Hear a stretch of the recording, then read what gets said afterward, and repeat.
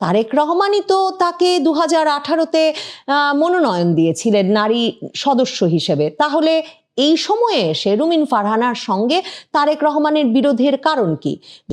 রুমিন ফারহানা বলছেন, এই যে খালেদা জিয়ার মৃত্যুর দিনে তাকে বহিষ্কার করা হলো, এটা গভীরভাবে সংকেতপূর্ণ একটি ঘটনা। রুমিন ফারহানা একদিকে বলছেন খালেদা জিয়া তার পক্ষে ছিলেন, তারেক রহমান তার পক্ষে নন, সেজন্যেই তিনি মনোনয়নটি পাননি। কিন্তু সত্যিই কি এমনটা ঘটেছে? ওর মাধ্যমে বিএনপির রাজনীতি হিসেবে বাংলাদেশে বিপুল জনপ্রিয়তা এবং পরিচিতি পাওয়া রাজনীতিবিদ রুমিন ফারহানাকে বিএনপি শেষ পর্যন্ত নির্বাচনে মনোনয়ন দেয়নি। সেই নির্বাচনে তিনি স্বতন্ত্র প্রার্থী হিসেবেই তার যে আসন ব্রাহ্মণবাড়িয়া 2 আসন, সেখান থেকে নির্বাচন করবেন।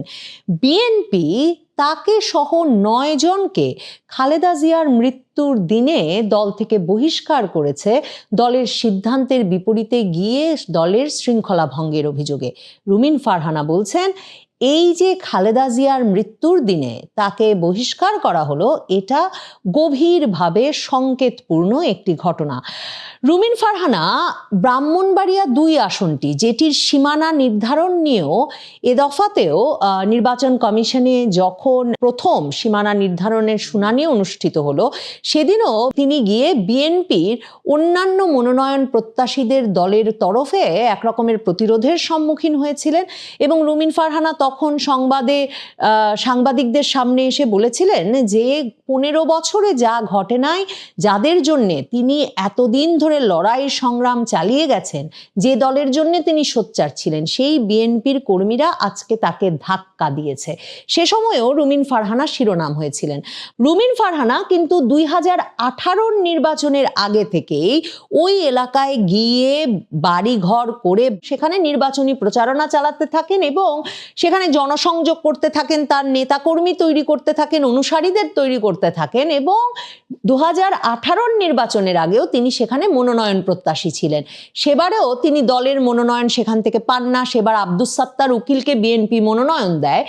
কিন্তু পরে বিএনপি 2018 সালের নির্বাচনে যে একটি নারী সংসদ সদস্য পদ পেয়েছিল, তাদের 5 জন বিজয়ী সংসদ সদস্য বিপরীতে, সেই সংরক্ষিত নারী আসনে তখন কিন্তু বিএনপির তরফে রুমিন ফারহানাকে মনোনয়ন দেওয়া হয়েছিল এবং রুমিন ফারহানা সেই সুবাদে সংরক্ষিত নারী আসনের সদস্য হিসেবে সংসদে গিয়েছিলেন। না দল মনোনয়ন দিক বা না দিক, তিনি ব্রাহ্মণবাড়িয়া 2 এই আসন থেকে নির্বাচন এবার করবেনই। এবং তখন থেকেই তিনি এই কথাও বলে আসছিলেন যে তার নেতাকর্মী অনুসারীরা বলে ছিলেন যে রুমিন ফারহানা ব্যতীত কোনো জোটের প্রার্থীকে যদি এই আসনে মনোনয়ন দেওয়া হয়, তাহলে তিনি জামানত হারাবেন, কারণ রুমিন ফারহানার অনুসারীরা কেউ সেই জোট প্রার্থীর পক্ষে কাজ করবেন না। কিন্তু শেষ পর্যন্ত বিএনপি সেখানে জোট শরিক জমিয়তে উলামায়ে ইসলাম বাংলাদেশের সহসভাপতি মাওলানা জুনায়েদ আল হাবিবকে মনোনয়ন দিয়েছে। তিনি সেখানে খেজুর গাছের পক্ষে নির্বাচন করবেন।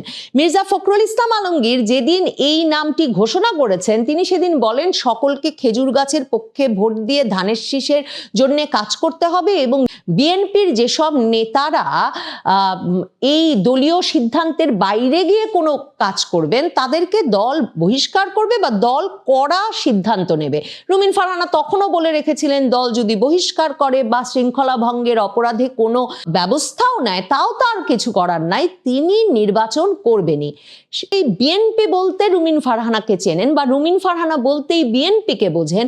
সেখানে বিএনপি এমন একজন সোচ্চার, মানে গত বহু বছর ধরে আওয়ামী লীগ শাসনের বিরুদ্ধে, শেখ হাসিনার শাসনের বিরুদ্ধে সোচ্চার সাহসী কণ্ঠ রুমিন ফারহানাকে কেন বিএনপি মনোনয়ন দিল না, সেই প্রশ্নটা বারবার উঠছে। রুমিন ফারহানা সরাসরি বলছেন যে তিনি খালেদা জিয়ার রাজনীতি এগিয়ে নিতে কাজ করবেন।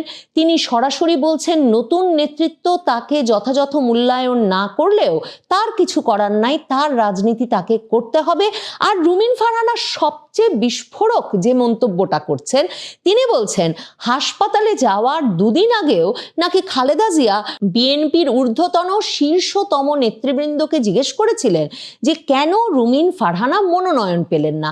তার মানে রুমিন ফারহানা কি বলতে চাইছেন যে তিনি খালেদা জিয়া পক্ষের লোক, বিএনপিতে তিনি মনোনয়ন না পাওয়ায় খালেদা জিয়া রুষ্ট ছিলেন, কিন্তু মনোনয়নের পুরো বিষয় যিনি নিয়ন্ত্রণ করছেন মানে তারেক রহমান, তিনি তাকে মনোনয়ন দিতে চাইছেন না এবং তিনি তার প্রতি রুষ্ট, তাকে দল থেকে বাদ দিতে চাইছেন। এবং সে কারণেই রুমিন ফারহানা বলছেন যে খালেদা জিয়ার মৃত্যুর দিন তার বহিষ্কারের খবরটা আসা ভীষণভাবে সংকেতপূর্ণ। রুমিন ফারহানা তার মানে তারেক রহমানের বিপক্ষে সরাসরি দাঁড়াচ্ছেন। রাজনীতিতে আপোষ না করে একা দাঁড়িয়ে যাওয়ার শিক্ষা তিনি খালেদা জিয়ার কাছ থেকে পেরেছেন।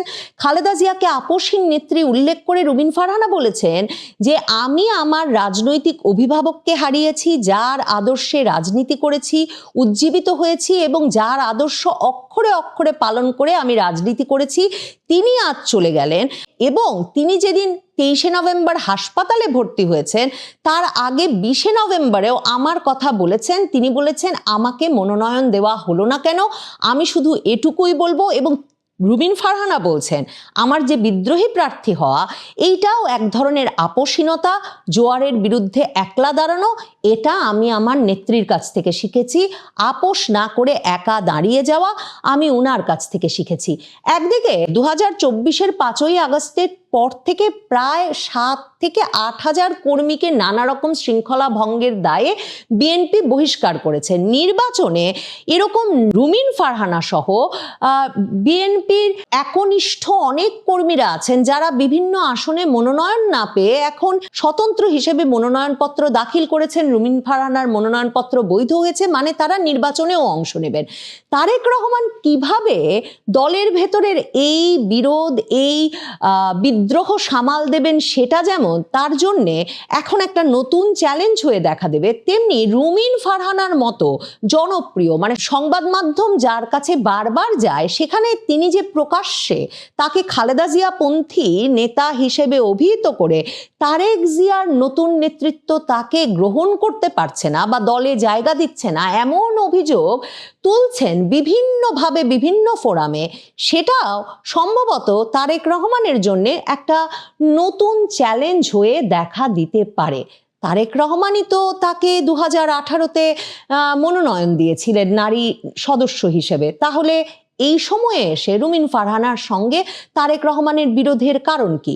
বিএনপির ভেতরে যে ধরনের কথা শোনা যায় তার মধ্যে এমন কথাও প্রচলিত আছে যে তারেক রহমানের অত্যন্ত ঘনিষ্ঠ বন্ধু হিসেবে 2001 থেকে 2006 সরকারের আমলে মানে বিএনপি জামাত জোট সরকারের হাওয়া ভবন আমলে তারেক রহমানের অত্যন্ত ঘনিষ্ঠ বন্ধু বলে পরিচিত একজনের সঙ্গে রুমিন ফারহানের যে ঘনিষ্ঠতা এবং সেই ব্যক্তির সঙ্গে এখন তারেক রহমানের দূরত্ব রাখবার যে ইচ্ছা বা দূরত্ব রাখবার যে বাধ্যবাধকতা, সেটাও রুমিন ফারহানাকে হয়তো মনোনয়ন বঞ্চিত করে থাকতে পারে।